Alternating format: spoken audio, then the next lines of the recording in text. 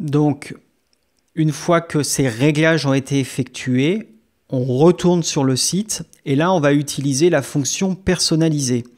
Alors, vous allez voir qu'avec ce thème 2019, la fonction personnalisée est extrêmement réduite, à son strict minimum, je crois, parce que les réglages de présentation, etc., vont plutôt se faire dans le contenu plutôt que dans le contenant. C'est quelque chose, vous allez voir, qui est très très simple.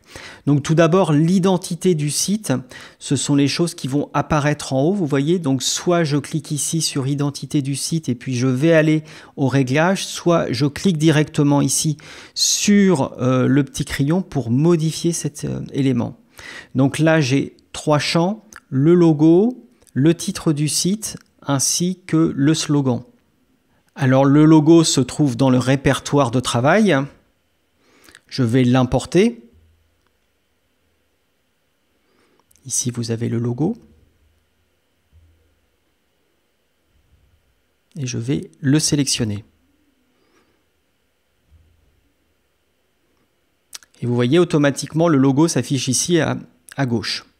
Ensuite, le titre du site et le slogan. Donc, ce sont des choses qui sont sur le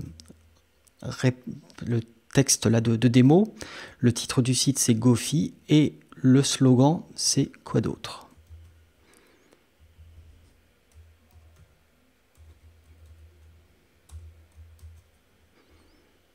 Voilà.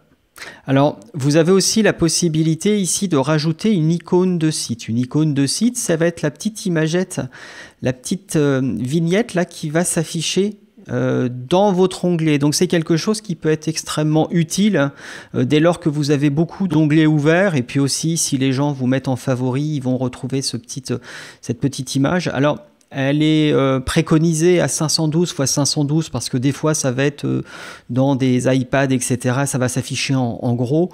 Là, pour l'exercice, on va reprendre le logo pour faire simple. Donc là, on va rechoisir le logo. Pas de recadrage.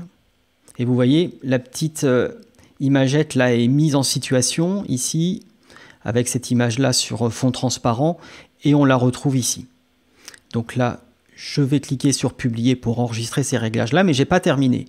La seconde chose à faire, au niveau de mon site, ça va être le réglage de la page d'accueil. Parce qu'en fait, par défaut, quand on installe WordPress, on a un rendu de type blog avec les derniers articles qui s'affichent. Dans notre cas présent, on veut plutôt faire un site vitrine, auquel cas on va cliquer sur réglage de la page d'accueil, on va sélectionner notre page d'accueil ainsi que notre page d'article.